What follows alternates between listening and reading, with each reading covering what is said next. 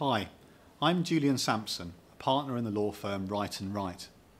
In my first piece to camera, I looked at how sound legal advice could help you minimise the risks associated with employing staff. My advice in that piece is the same as it will essentially be in this: use common sense and a level head. Your salon is potentially a great cash cow. Your clients pay as they leave, and therefore you have no bad debts. It's a business model that we as lawyers would love. It also means that you know what your cash pot should be at any one time, and you can therefore plan around your overheads. One such massive overhead is the cost of your premises itself, and I will be trying to explain how to get the most out of your landlord and the rental you pay. Your premises will be the greatest overhead that your business will make. I'm going to assume that you're not one of the lucky people who have been able to buy the freehold of your salon. If you have, then look away, as some of the tips I hope to give won't impress you. If you do rent your premises, then you need to ensure that you receive bundles of advice on the terms of your lease. It helps if your lawyer is used to the business model of a hair salon, because not only will this help in negotiating rent and rent reviews, but it will also help you to get your landlord's blessing for the expensive shop fitting involved. In my career advising salon owners, I have seen shop fit bills well in excess of £50,000. You want to be making that sort of investment without risk. Frighteningly, however, I have seen people so desperate to get trading that they will send the fitters in only to be told that the landlord doesn't really fancy having his pipes and wiring rerouted or the fascia changing, and the whole lot has to come out. And there's only ever going to be one person paying for that: you. As lawyers, we use surveyors to ensure two key points. Is the property itself all it is cracked up to be?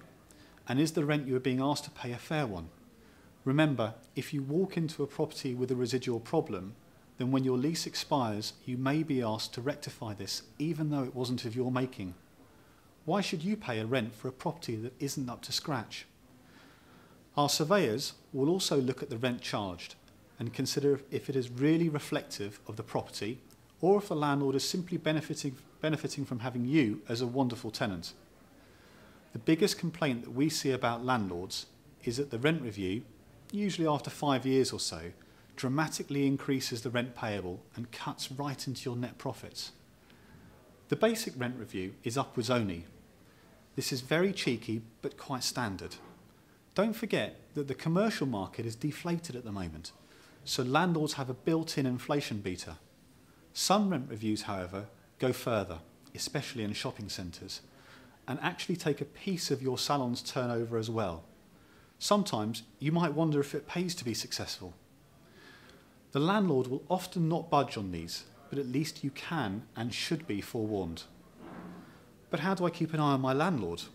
Well, many of our clients are franchisees, and this does place a heavy burden because they frequently have to take a lease or leave it. It is often the master franchisor who has negotiated terms and leaves you to pick the tab up. Well, over the course of the last year, the major landlords have signed up to model terms and codes, and I expect that in time this will become the norm for landlords of all shapes and sizes. This code comprises 10 sets of requirements for landlords and 37 tips for tenants, the idea being that this will become a checklist for negotiations before the taking of a lease, and importantly on lease renewals. Not only will this mean that problems can be identified early on, or before any expense is incurred, but it will also provide some certainty for you, the tenant. No one likes to think that their rent can be doubled, or that the landlord might unilaterally increase their service charges. And thankfully, the spirit of this code requires landlords to observe guidance on such matters, issued by the Royal Institute of Chartered Surveyors. You might not like your rent, but at least you'll be able to make an informed decision about whether it is manageable or not. When finding premises, you have to be certain what your liabilities will be and that you are getting what you're paying for. This enables you to factor this overhead into your financial plans and get on with the business of making money and producing great styles. One new option that is coming through is the green lease. Just as the energy performance certificate is now part of the home information pack when you sell your house, commercial premises will have these too by the end of 2008.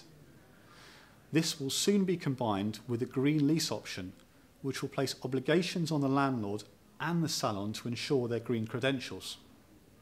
My view is that this will create more costs for the tenant and will be very hard for the salon to deal with given the products used and waste issues.